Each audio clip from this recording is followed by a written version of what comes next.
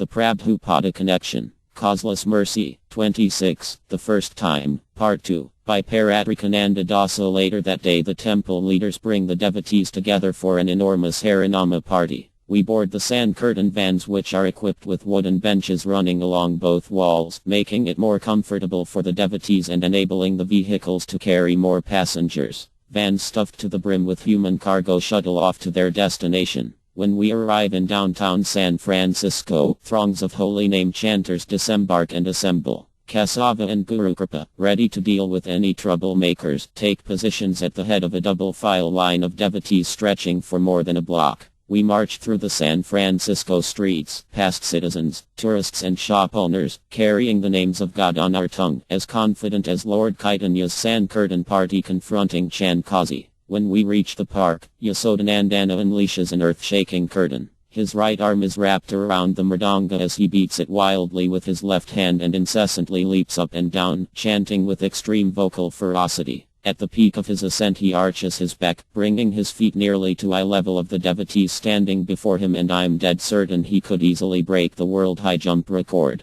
I swish the umpires while marveling at the energy of Krishna's devotees. We chant throughout the afternoon, then return to the temple. That evening I ready myself for the next phase of tapasya. Kapila, Bansadhari and Bhaktadasa, all excellent cooks, are assigned to make the bread that will be served at tomorrow's festival. Myself and a couple other devotees will assist them. We have the use of a professional bakery in Berkeley, but we can't start until after hours. In the black of night we drive across the bay to begin our service. After several hours of mixing and baking, we offer and taste the sweet bread, and it's good. We load up the prasadam and take off, arriving back at the temple with just enough time for a couple hours sleep before Mangala Aratik. After the morning services, devotees gather at the carts in the park. The Lord's chariots are massive, awe-inspiring and bounding with eye-popping colors. The sky is clear, it's a bright June day, and thousands of people, many of them hippies, have come to join the procession. Where else on earth, aside from Puri, could anyone find such a festive event? Srila Prabhupada arrives and speaks to the crowd, describing how to remember Krishna in the taste of water, explaining that we are not our bodies and giving the historical background of Rathayatra. He concludes by saying,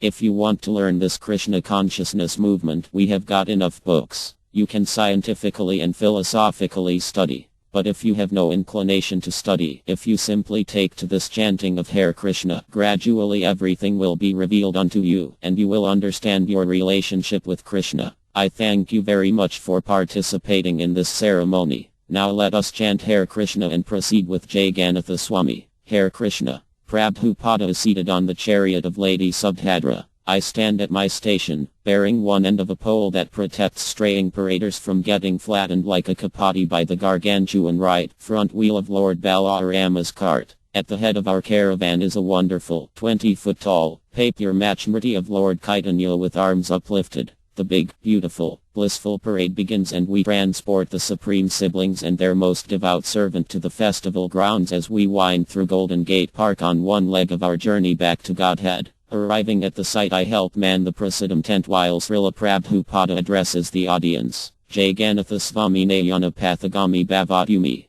Crowd repeats, Hare Krishna, Hare Krishna, Krishna Krishna, Hare Hare Hare Rama, Hare Rama, Rama Rama, Hare Hare. Crowd repeats, thank you very much. Ladies and gentlemen, I thank you very much for your kindly participating in this great Ratha Yatra festival. I have already explained what is this Ratha Yatra festival. It is in commemoration of a grand visit by Lord Krishna along with his elder brother, Balarama, and his younger sister, Subhadra, in a solar eclipse ceremony at Kurukshetra. This occasion is the subject matter of this Ratha Yatra festival. Apart from these historical references in the matter of Ratha Yatra festival, there is another spiritual meaning, that the Lord is situated in everyone's heart, and this body is just like Ratha or car. He is sitting in everyone's heart. It is stated in the Bhagavad Gita, Sarvasya Kadam Hridi Sanavista. I am sitting in everyone's heart. Madasmritrajnanam apauhanam ka. I am giving everyone the intelligence as well as I am taking away the intelligence from everyone.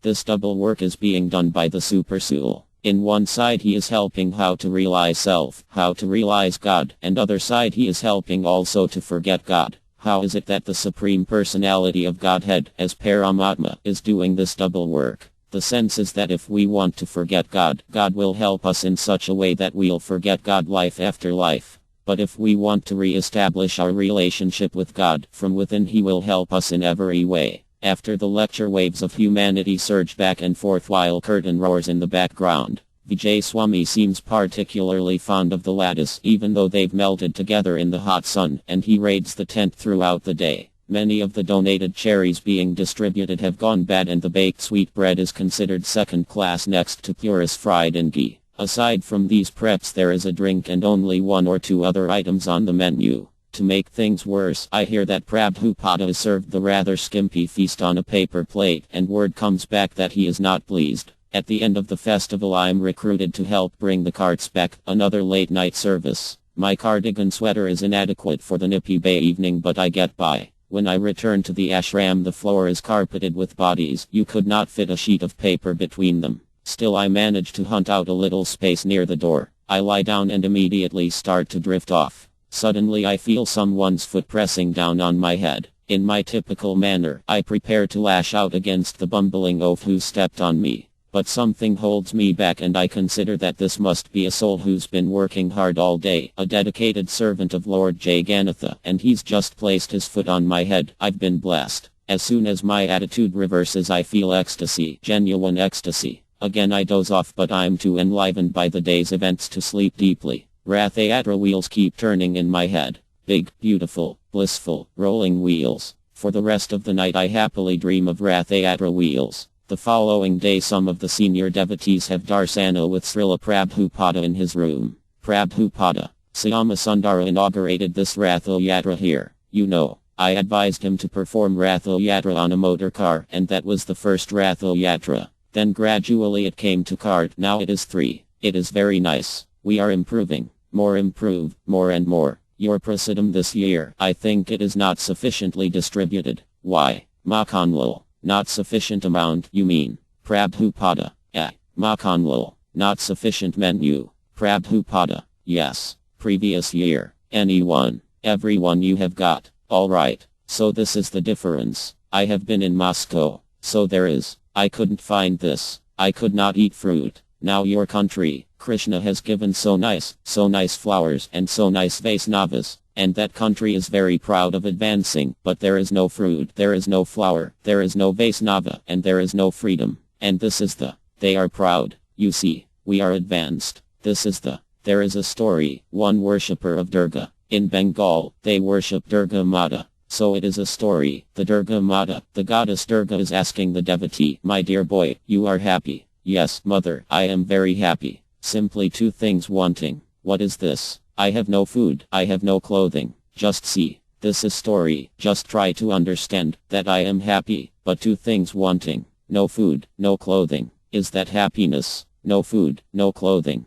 Similarly, this Russian country, they are very much proud of advancement, but no food sufficient and no freedom. No food and no freedom, that's all. This is the sum and substance. So in your country also that position may come. Now in America you are happy. Because the nature is changing. Jagat. Jagat means which is changing. So before any further changes come, you spread this Krishna consciousness all over your country. You should utilize these fruits and flowers for Krishna and be happy. Don't slip down. That is my request. Whatever I could do, I have done. Now it is up to you to spread this movement all over the world. As we pack up and get ready to head back to San Diego, I reflect on my visit to the Bay. This was my first Rathayatra and my first time seeing Srila Prabhupada. Perhaps an immature part of me was hoping to have a vision or witness a miracle in his presence. Instead I saw a person of great dignity, totally committed to God. Yet this in itself was a miracle, for I've never known anyone like him. He is my spiritual master, and I'm just beginning to appreciate him. I'm just beginning to understand that spiritual life is not about trying to see Krishna but about trying to serve Krishna. It's evident that Srila Prabhupada is uniquely qualified to guide me to that stage, and I'm deeply grateful he's accepted me.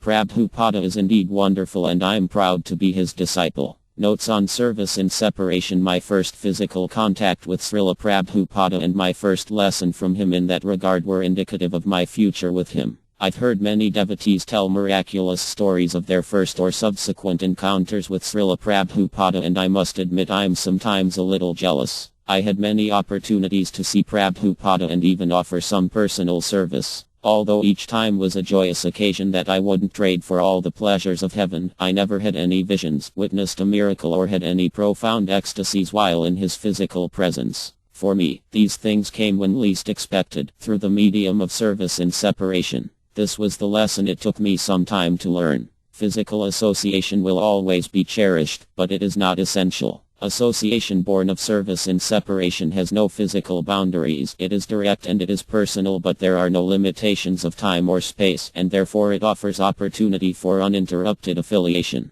Prabhupada was kind enough to start teaching me this from the very beginning. It is my sincerest desire to share this with others who feel forlorn or hopeless because they did not have a chance to see Srila Prabhupada. Just become more determined to serve him and you'll have his association. Prabhupada often quoted the following words from his spiritual master: "Don't try to see God, but work in such a way that God will see you." This is the essence of our relationship with Krishna, and therefore it is the essence of our relationship with the representative of Krishna. Take it to heart and you will soon find your heart occupied by that most noble of transcendent personalities, His Divine Grace A.C. Bhaktivedanta Swami Prabhupada. In a letter to Jadorani in 1972, Srila Prabhupada wrote, "If you think of me and work for me, then I am in your heart. If you love somebody, he is in your heart. It is common thing, everyone understands it.